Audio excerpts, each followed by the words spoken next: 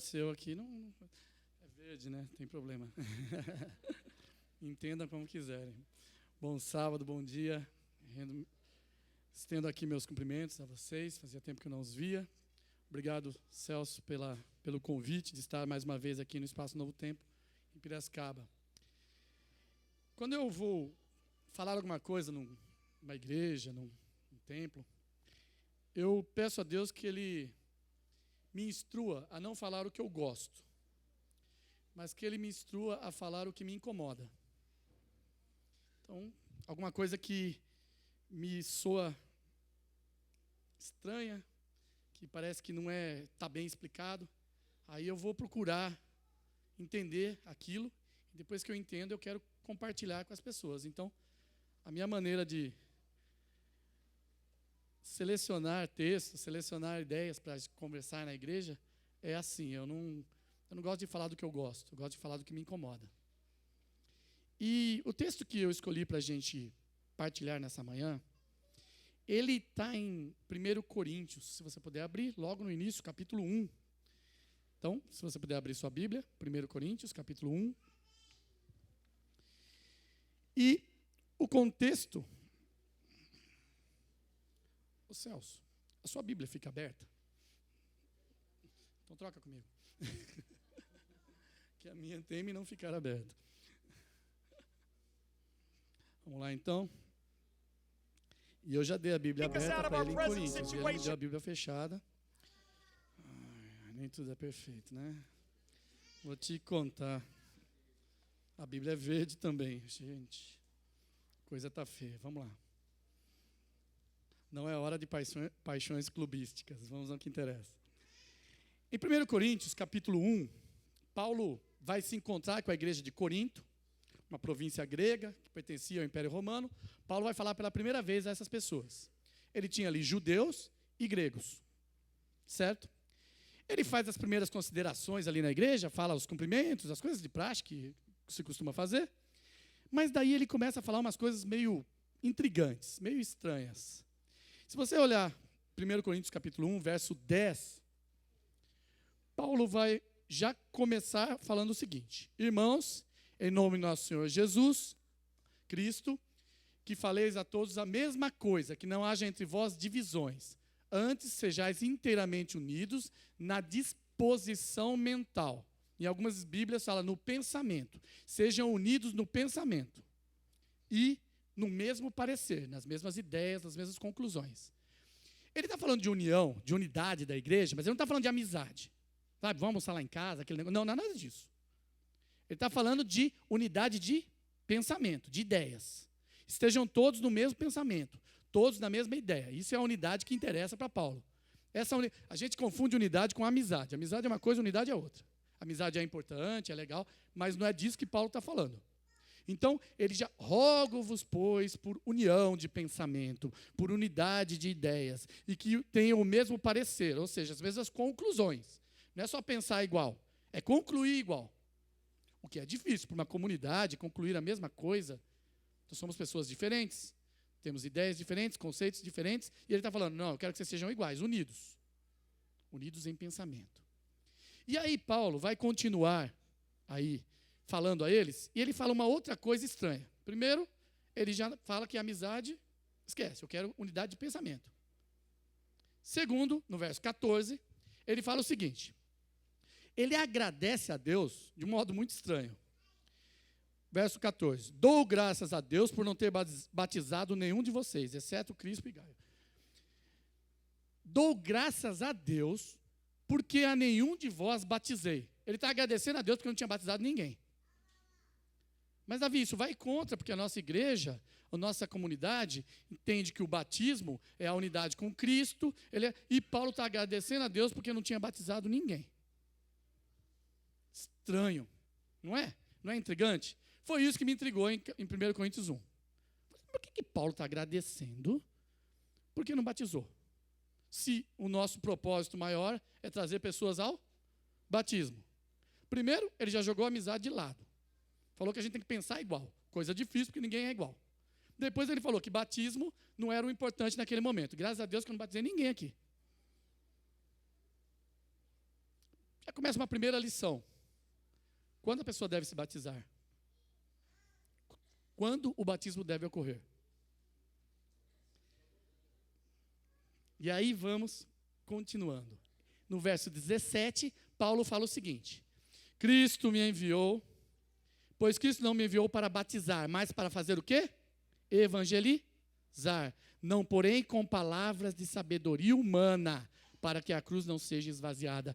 Eu não vim aqui para batizar, eu vim pregar o evangelho, e não com sabedoria de palavra. Pronto, já outro problema. Porque a gente se fia aonde para saber, para a nossa sabedoria? Não é na palavra? Que palavra é essa que ele está falando aí? Não com sabedoria de palavra, de convencimento de palavra. 3 coisas, então: unidade em pensamento, não batizar e sabedoria de palavra, esquece.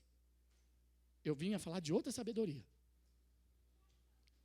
Isso me deixou intrigado.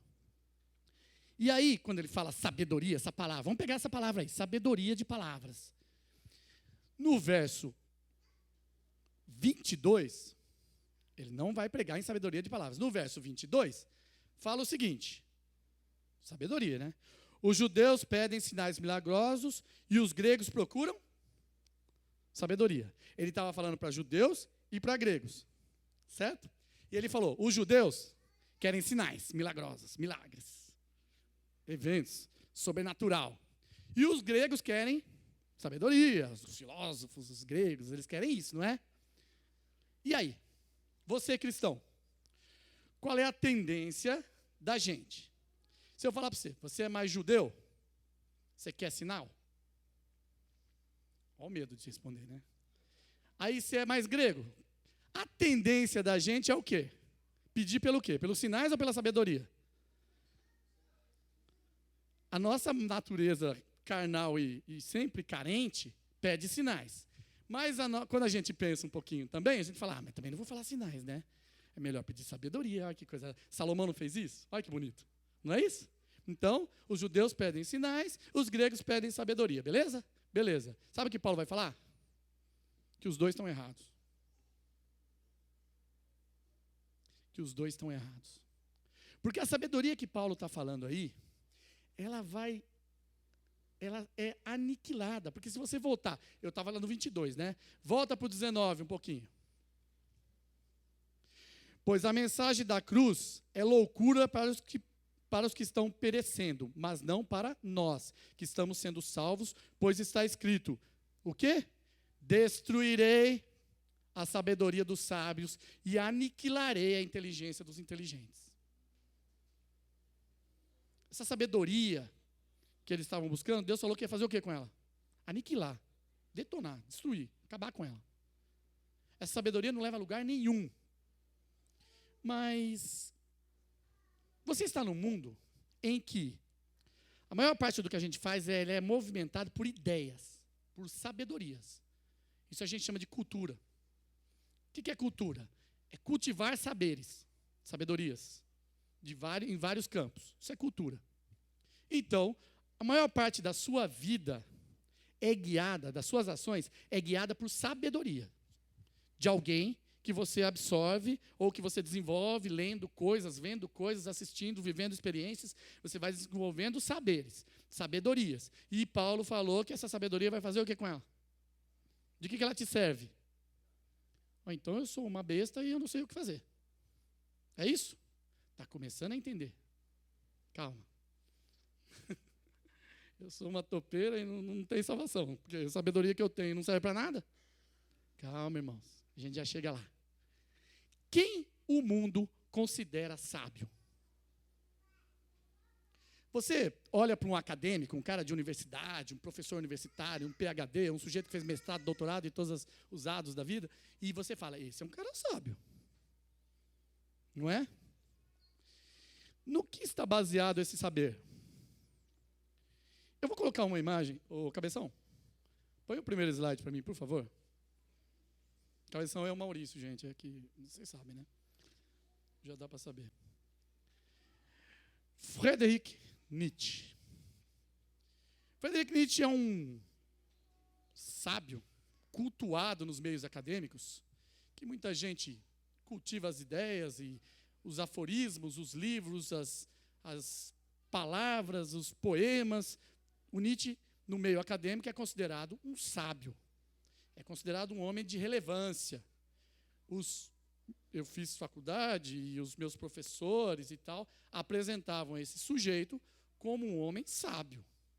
Então, no meio acadêmico, o saber acadêmico considera Friedrich Nietzsche um homem sábio. E aí, não sei se eu vou conseguir. Tem que ligar, né?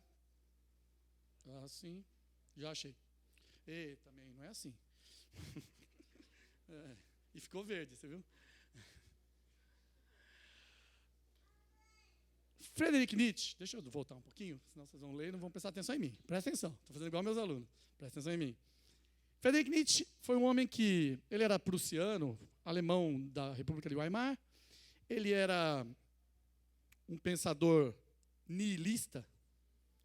Ele era defensor do nihilismo. Nihilismo é uma corrente de pensamento que, na sua essência, ela é cética. Ela vai para o ceticismo, ou seja, não acreditar em tudo que lhe é apresentado, mas também aniquilar valores, convicções e moral. Essa é a ideia do ceticismo. O homem só vai se libertar, só vai se tornar superior quando ele se desprender dos valores, das suas convicções e de certa moral que ele fala lá. Então, quando o sujeito faz além do bem e do mal, ele solta essa moral, ele sai da convicção, ele se torna um homem superior. Isso deu origem a um texto mais conhecido de Nietzsche, muita gente já viu alguma coisa disso, em que ele conclui que Deus deve morrer ou que Deus está morto. Esse texto, esse pedaço de texto, está num livro chamado Assim Falou Zaratustra, de Friedrich Nietzsche. Quem quiser pode procurar, que está lá. Eu tirei uns trechinhos desse livro, só para a gente ver aqui qual é a convicção aí do Nietzsche. Não há homens superiores, somos todos iguais. Homem é homem, somos todos iguais diante de Deus. Então, a primeira ideia é que Deus vê a gente igualzinho. Está todo mundo no mesmo balaio. É assim? A abordagem de Deus sobre nós é a mesma. O amor é o mesmo, a misericórdia, mas Deus te vê do mesmo jeito que vê o outro, o seu marido, a sua esposa, o seu filho. Será que Deus é tão simplista dessa forma que ele olha para a gente do mesmo jeito? A abordagem dele é igualzinha para todo mundo. O convencimento do evangelho é tudo igual. Então ele já começa a pisar na bola. Ele diz que Deus olha para a gente e vê todos iguais. Todos somos iguais. Tem uma outra teoria aí, que a gente vai falar daqui a pouco, que parte desse princípio. Todos somos iguais. Beleza? Diante de Deus. Mas agora morreu esse Deus. E diante da plebe, quer dizer, do povão, queremos ser iguais. Ó homens superiores, irem embora do mercado, ou seja, saiam do lugar comum. Tá? Beleza. Continuando. Diante de Deus, mas agora morreu esse Deus. Ó homens superiores. Esse Deus era vosso maior perigo. Apenas depois que ele foi para o túmulo, vós ressuscitastes. Somente agora vem o grande meio-dia. Somente agora o homem superior torna-se Senhor. Compreendesse essa palavra, ó, irmãos? É praticamente um sermão, né? Ele está dizendo o seguinte, Nietzsche cria uma teoria chamada do super-homem, mas a tradução melhor seria supra-homem. O homem que supera a sua própria humanidade. Ou seja, Deus nos vê como iguais, e para eu ser superior, eu tenho que me afastar desse Deus, eu tenho que matar ele. Porque daí eu vou sair do comum, da plebe, do mercado. Vocês estão entendendo?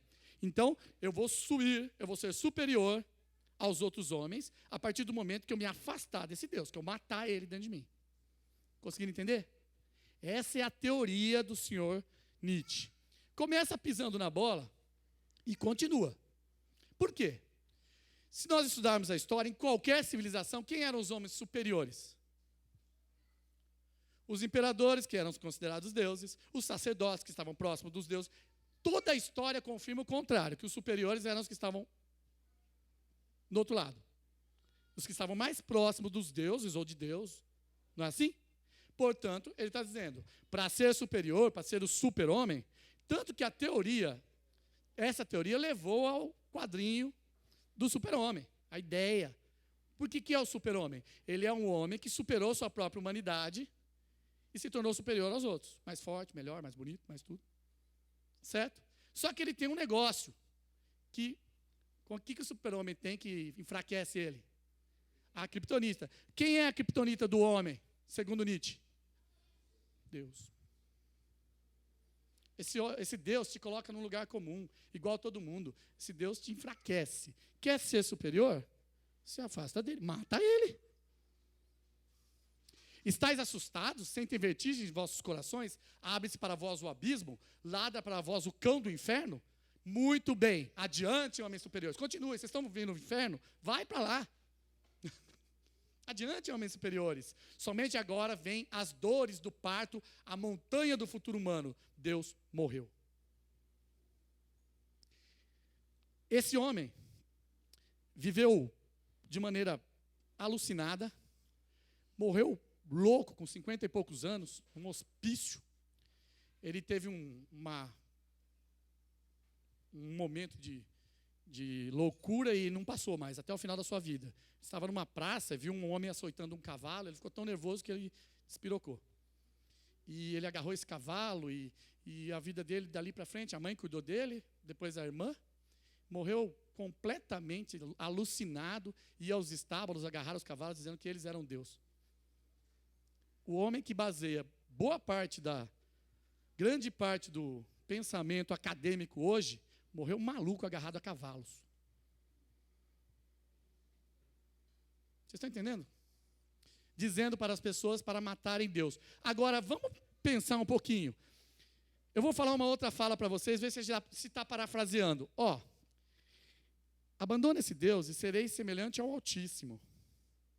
Você vai ser superior, você vai ser melhor. Deus está te limitando. Já ouviram essa fala? Aonde? Quem falou isso? A mesmíssima ideia. Ele está parafraseando a conversa de Lúcifer com Eva.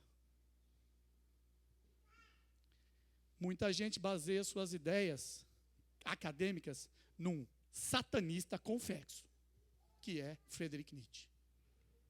Porque se você está parafraseando o próprio diabo, você é de Deus? Se não é de Deus, você é de quem? Vamos lá. Pronto, não tem outro caminho. Se você adere às ideias de um maluco como esse, você está aderindo às ideias de um satanista confesso, Friedrich Nietzsche.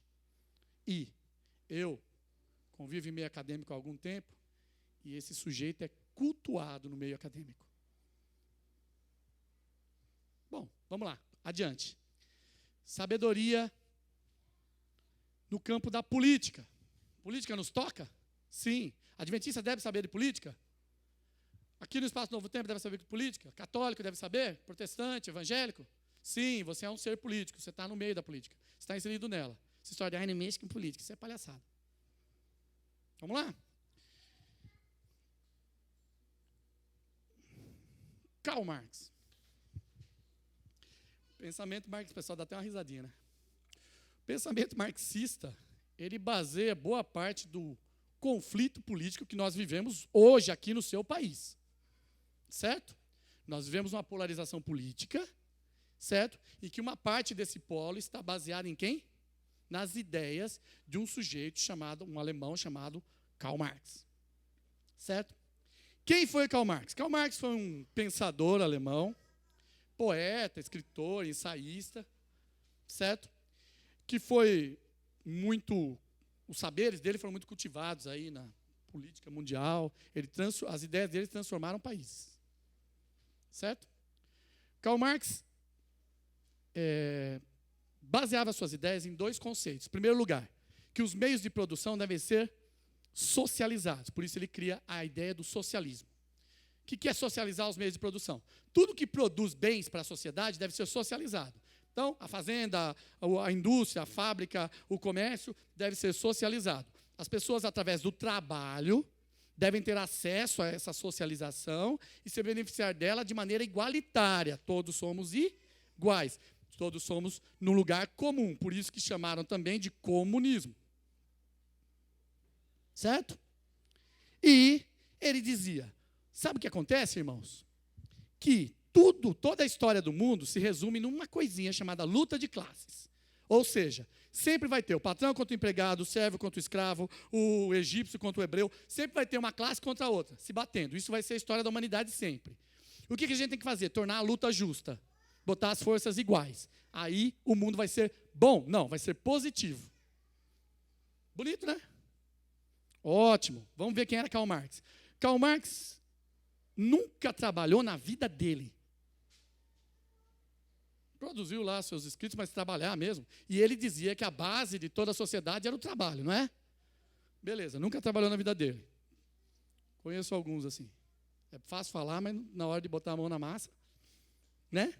E aí, Karl Marx nunca trabalhou, viveu, torrou a fortuna da família, dos pais, né? Depois que ficou pobre, um amigo dele, que foi companheiro dele de escritos e de ideias a vida toda, Friedrich Engels, cuidou dele, sustentou ele até a morte. Tá? Então, Engels sustentava Marx. Por isso que o Manifesto Comunista foi escrito pelos dois, Marx e Engels. Ele não escreveu sozinho. O Capital e outros livros ele escreveu só, mas o Manifesto Comunista é dos dois. E Karl Marx, o grande Karl Marx, teve 6 filhos, um deles foi um filho bastardo, que ele teve com uma empregada da família. Ele renegou esses filhos, ele legou esses filhos à miséria. 3 deles cometeram suicídio, sua esposa morreu miserável e deprimida. Esse sujeito é o grande socializador das coisas. É o sujeito que diz que as coisas devem ser socializadas e que devemos ser bons e compartilhar e a coisa. Uma ideia muito bonitinha de Karl Marx. Só que a vida dele fala o contrário. Mas a coisa piora. Nada está tão ruim que não possa piorar. Na juventude dele, ele escreveu um livro, ele e um outro escritor, de poemas, chamado Olanem. Na verdade, isso é um anagrama, uma mistura de letras do nome Emanuel, que significa Deus conosco. Essa ideia de Emanuel, ou de fazer anagramas com os nomes de Deus e tal, é muito usada em magia negra, tá? De fazer anagramas com o nome de Deus. E um dos nomes de Deus, todo mundo sabe, é Deus conosco, Emanuel, não é? Então, esse anagrama aí tem a ver com isso. Muita gente defende a ideia de que Karl Marx era ateu. Já ouviram falar isso? Todo mundo, quem já ouviu falar isso? Que ele não acreditava em Deus, que ele era ateu. Nesse livro de poemas e em outros escritos também, ele prova claramente que ele foi cristão, que ele acreditava em Deus e que num certo momento da vida dele ele abandonou Deus. E pior, ele partiu para o outro lado deliberadamente. Vamos ver? Nesse livro tem vários poemas em que ele fala do diabo e da proximidade dele ao diabo. Eu tirei só um versinho aqui, uns versinhos. Em seu poema Donzela Pálida, ele escreve: assim eu perdi o direito ao céu, sei disso perfeitamente. Minha alma, outrora fiel a Deus, está destinada ao inferno. Isso são palavras de um ateu? São palavras de um ateu? Uma famosa fala dele, que está no Manifesto Comunista e no Capital, diz o seguinte: a religião agora, é o suspiro da criança acabrunhada, é o coração de um mundo sem coração, assim como também o espírito de uma época sem espírito. Ela é o ópio do povo. O que é ópio? Uma droga. O que a droga faz? Tira a consciência, tira o discernimento, tira os sentidos da pessoa. Então ele está dizendo que a religião, ou seja, o religar com Deus, que a palavra religião quer dizer o quê? Vem do latim, religare, fazer a ligação que foi perdida. Então, se você religar com Deus, você vai ficar inebriado, você vai ficar drogado. Você não vai ter noção da realidade, você vai se perder. Você vai ser uma criancinha doente, acarbonhada. Vai ser um idiota. É isso que ele está dizendo. Primeiro ele diz que ele está próximo do inferno. Depois ele diz que a religião, ou seja, o religar-se a Deus, nada mais é do que uma droga que ia tirar os seus sentidos, a sua né, essa compreensão, você ia ser um idiota. Isso são palavras de um ateu? Se ele não era ateu, são palavras de um homem que adora a Deus? Se ele não adora a Deus, o que ele é? Tem outro caminho?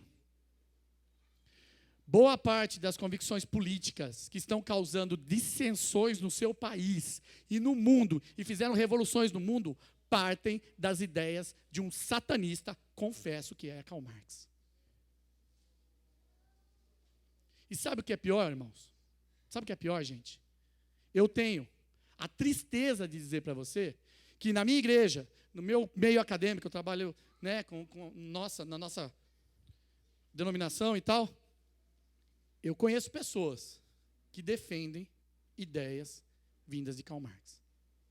Sabe por quê? Porque não conhecem nem Karl Marx e nem as escrituras. Aí ficam no lugar comum, aderindo a modinhas que tem por aí. Ficam no lugar de, é legal, vamos socializar, é muito bom, muito bonito. Vai atrás do muito bonito. Boa parte da política atual está baseada nas ideias de um satanista, confesso, Karl Marx. Palavras minhas? Palavras dele. Bom,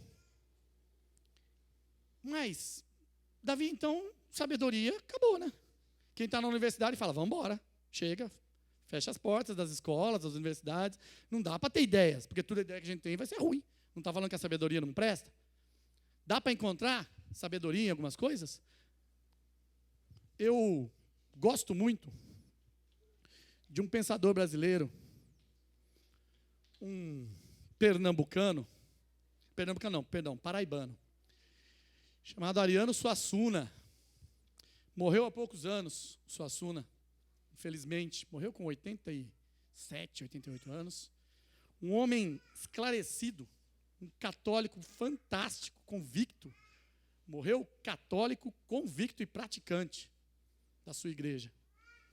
E em muitas falas, eu tive o privilégio uma vez de assistir uma aula do Suassuna. E em muitas falas, o Suassuna, ele era ensaísta, dramaturgo, peças de teatro, filmes que fizeram sobre as peças dele. Esse cara era fantástico. Esse senhor fantástico. E o Suassuna, ele defendia nas suas palestras uma mistura de cultura popular e cultura erudita, e ele era brilhante. E o Suassuna falava sobre Deus e sobre contra a evolução e outras coisas, no meio que acadêmicos torciam o nariz para ele. Numa entrevista a um jornalista chamado Eric Nepomuceno, ele fez uma pergunta direta, e você vai ver pelo olhar do entrevistador que ele queria pegar o Suassuna pela palavra. E ele faz uma pergunta simples. Você acredita em Deus? Para você e para mim é uma pergunta simples, não é? Para um cara como ele, um acadêmico, um professor universitário, um doutor em cultura, é uma pegadinha. Né? Mas eu achei, olha, eu não seria capaz em muitos anos de estudo que eu tivesse na vida de dar uma resposta tão brilhante quanto deu Ariano Suassuna. Ele já é bem idoso, então preste bastante atenção que a fala dele, ou a voz dele não é muito audível.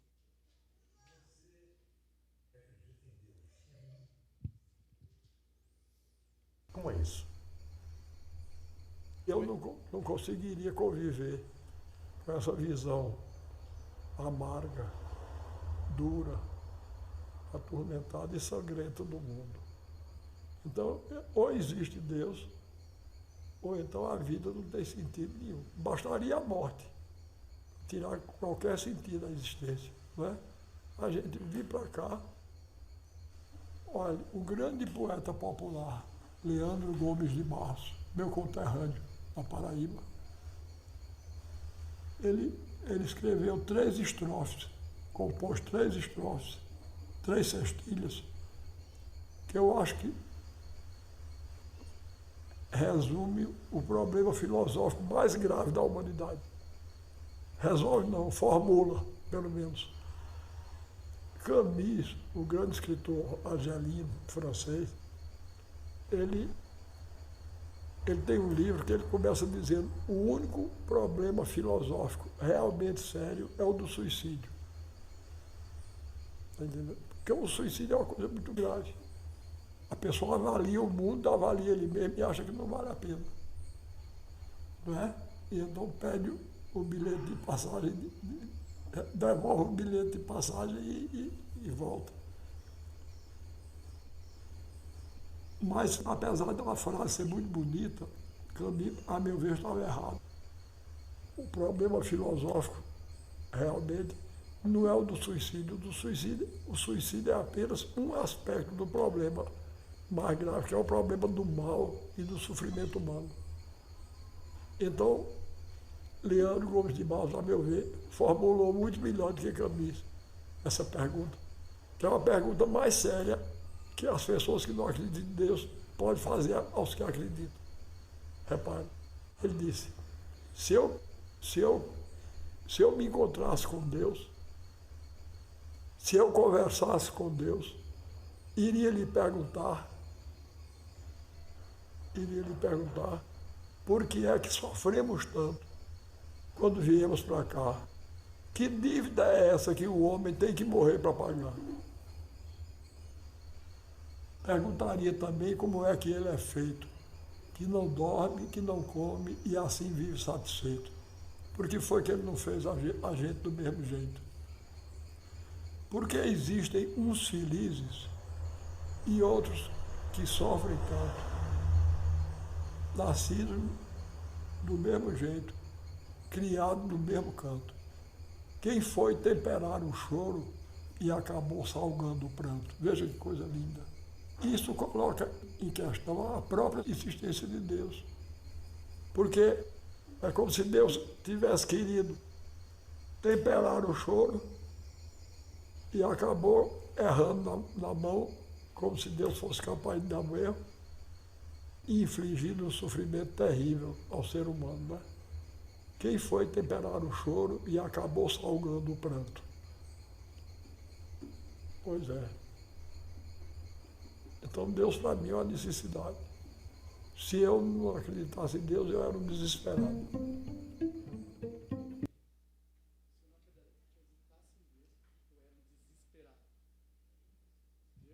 Deus para mim é uma necessidade. Ariano Suassuna, um pensador católico. Deus tem ovelhas em todos os rebanhos. Amém? Deus tem ovelhas em todos os rebanhos. Eu me emociono quando eu vejo essa fala do Suassuna. E ele vai dizer para a gente que Deus se ele não existir, não vale a pena eu existir. Ele está atrelando a própria existência dele à existência de Deus. Não vale a pena eu existir se ele não existe. Tem gente que pensa direito? Tem gente que vale a pena a gente ouvir? Tem sábios ainda nesse mundo? Graças a Deus tem. Graças a Deus tem. Bom, mas o negócio não para por aí, porque quando ele falou lá da sabedoria, ele fala uma outra coisa. Ele fala que os gregos pedem sabedoria, mas os judeus pedem o quê? Sinais.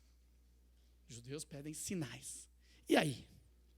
O que são sinais? São maravilhas que nos levam a acreditar mais em Deus. Ou que nos espantam com o poder de Deus, que nos dão aquela impacto. E Deus fez milagres, e milagres também são sinais. E eu tenho ouvido muitas vezes pessoas falando: olha, a sua igreja não tem milagre.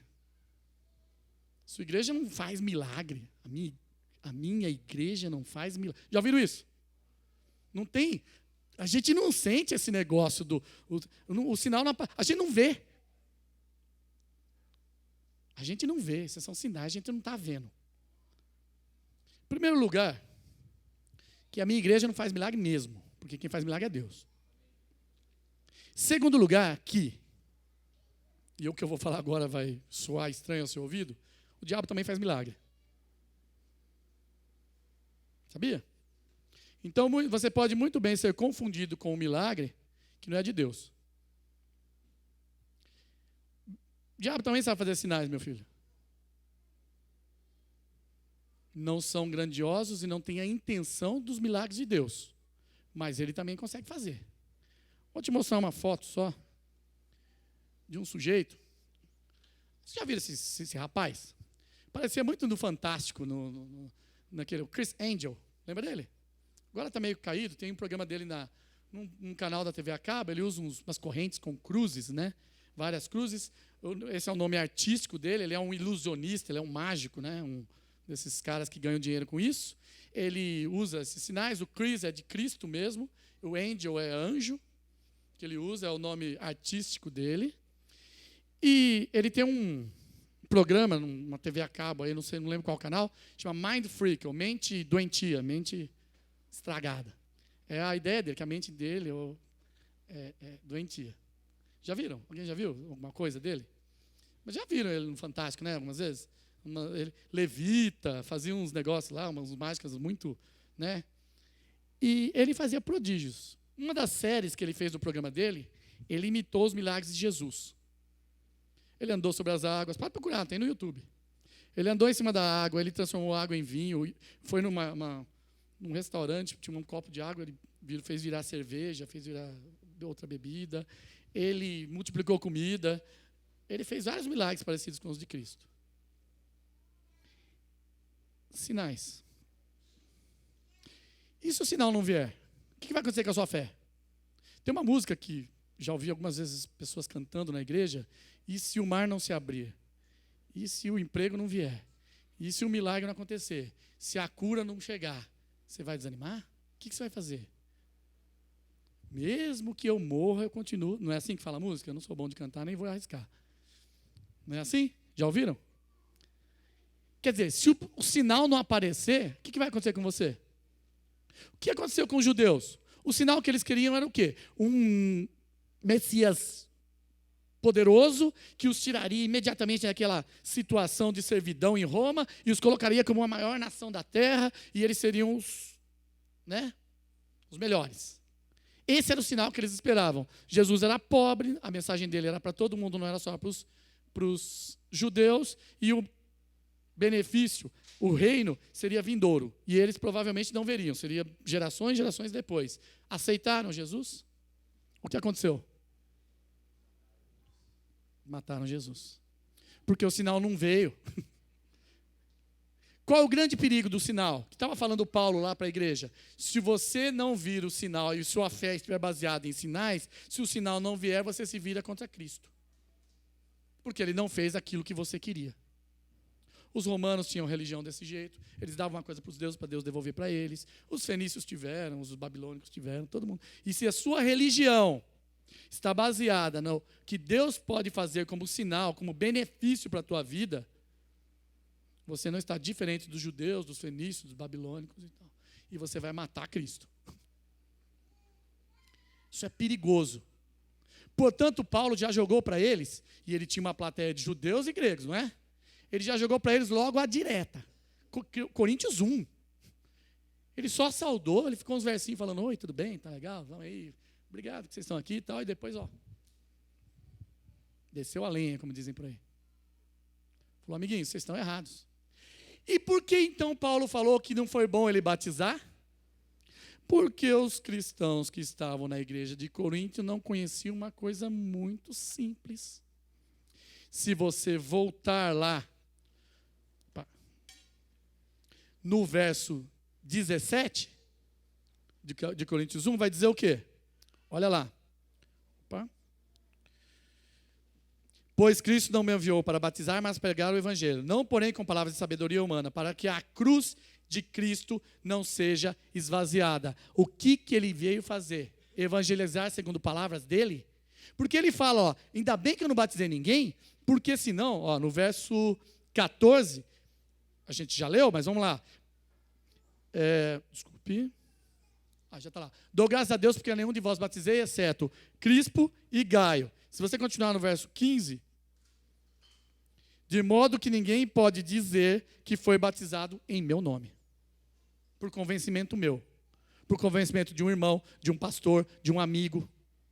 Ninguém deve ser batizado por convencimento nem de um pastor. nem de Paulo.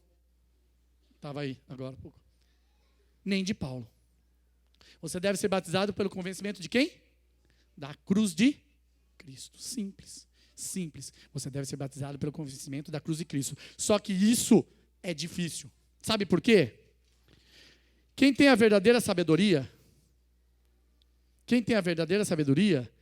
é o homem que supera a sua humanidade.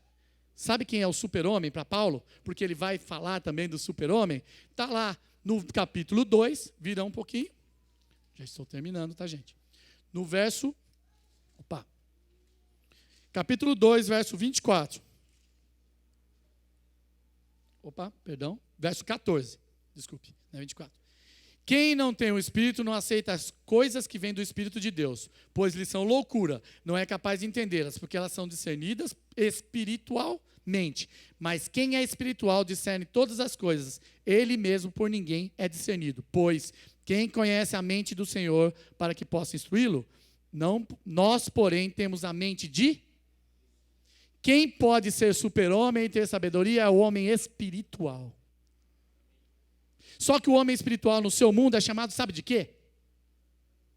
O homem espiritual no seu mundo é chamado de fundamentalista. Já ouviram essa palavra?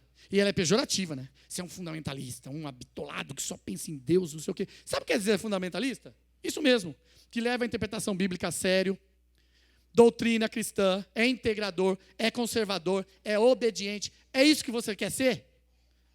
Parabéns, você é fundamentalista. Você tem um fundamento e o segue. Amém? Somos fundamentalistas? Graças a Deus.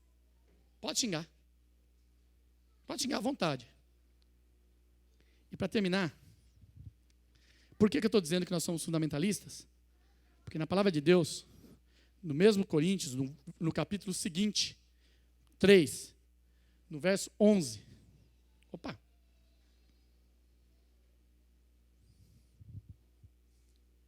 Porque ninguém pode pôr outro fundamento além do que já está posto. O qual é?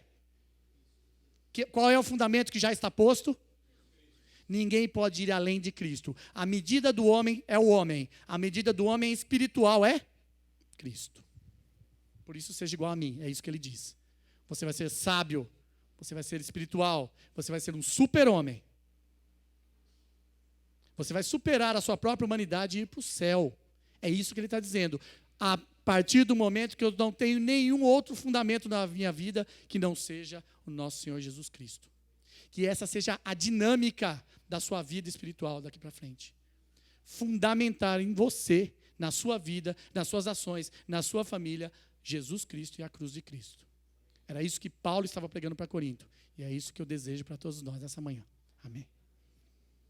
Vamos nos colocar em pé.